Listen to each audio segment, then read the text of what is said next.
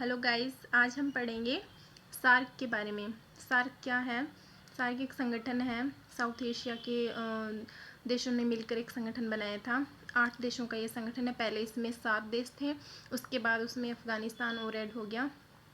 उसके बाद इसके अंदर 8 देश हैं। सार्क की फुल फॉर्म देखते हैं। South Asian association for regional cooperation. कब स्थापना हुई थी इसकी? 8 दिसंबर 1985 के अंदर ढाका के अंदर, बांग्लादेश के अंदर इसकी स्थापना हुई थी सार्क की। और इसका हेडक्वार्टर है वो नेपाल के अंदर है, काठमांडू नेपाल के अंदर।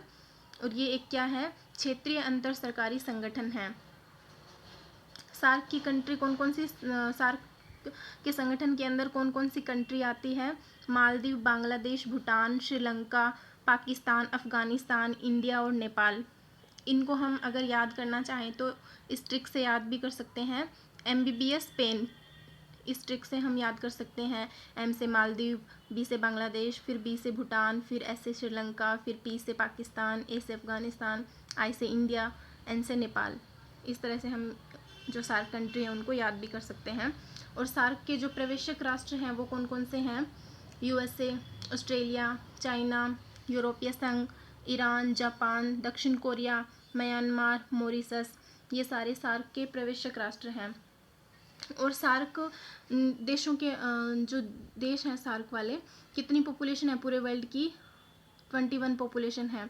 और क्षेत्रफल कितना है?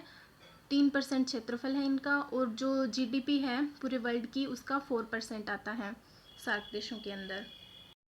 सार्क देशों के अंदर जैसे भूटान है, तो भूटान इन सार्क के जो भी देश हैं इनमें सबसे ज़्यादा अर्बनाइज्ड कंट्री है भूटान, सबसे ज़्यादा शहरीकृत राष्ट्र है ये। और श्रीलंका की अगर हम GDP की बात करें तो श्रीलंका की GDP सबसे ज़्यादा है सार्क देशों के अंदर। और इंडिया है, तो इंडिया की इम्पोर्टेंस क्या है कि सबसे ज़्यादा पॉपुलेशन वाला देश है वो इंडिया है। इंडिया तो पूरे वर्ल्ड का भी है, और सार्क देशों में भी अगर हम करें तो इंडिया ही है सबसे ज़्यादा पॉपुलेशन वाला देश।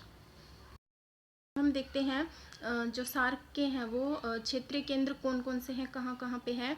जो सार्क कृषि केंद्र है वो ढाका के अंदर है। सार्क ऊर्जा केंद्र है वो इस्लामाबाद पाकिस्तान के अंदर है।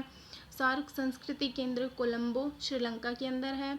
सार्क आपदा प्रबंधन केंद्र है वो नई दिल्ली इंडिया के अंदर है। सार्क TB और एड्स केंद्र है वो काठमांडू नेपाल के अंदर है। और सार्क विकास कोष है वो भूटान के अंदर है। सार्क एशियाई विश्वविद्यालय है वो भी भारत के अंदर ही है। और सार्क के जो सहयोग के क्षेत्र हैं वो कौन कौन से हैं? मानव संसाधन विकास और पर्यटन के क्षेत्र में सहयोग करता है। ऊर्जा, परिवहन, विज्ञान और प्रौद्योगिकी के क्षेत्र में ये सहयोग करता है। आर्थिक विकास, कृषि, ग्रामीण विकास, पर्यावरण, प्राकृतिक आपदा, सामाजिक मुद्दे, शिक्षा, सुरक्षा और संस्कृति, ये सारे क्षेत्र हैं वो सार्क के सहयोग के क्षेत्र हैं। लेकिन क्या है कि सार्क के सामने कुछ चुनौतियां भी हैं। जैसे कि एक तो इसकी बैठ के नहीं हो रही है। इसकी चुनौतियों में है सबसे पहली तो ये कि भारत और पाकिस्तान दोनों एक दूसरे के विरोधी राष्ट्र हैं। तो क्या है कि कोई भी बात होती है, जब भारत के लिए फेवर में जो चीज़ होती है तो पाकिस्तान उसके एंटी हो जाता है हमेशा। तो इनके जो रिलेशन है तो उसकी वजह से सार्क के सामने चुनौती बन रहा है, ये सक्सेसफुल नहीं हो पा रहा है। और क्या है, इसकी बैठकें नहीं हो रही है, काफ़ी साल हो गए इसकी कोई बैठक नहीं हुई है। और आसपास के जो साउथ एशिया के जो राष्ट्र हैं, भारत के आसपास वाली जो कंट्री है उन्हीं का तो ये संगठन है। तो अब पास वाले देशों के साथ इनका क्या है, सीमा विवाद रहता है। तो उसके चलते भी जो राष्ट्र हैं आपस में सहयोग नहीं करते, और समुद्री सीमा विवाद हैं। ये सारी कुछ चुनौतियां हैं सार्क के सामने, जिसकी वजह से क्या है ये इतना ज़्यादा सक्सेसफुल नहीं हो पाया है। Thank you.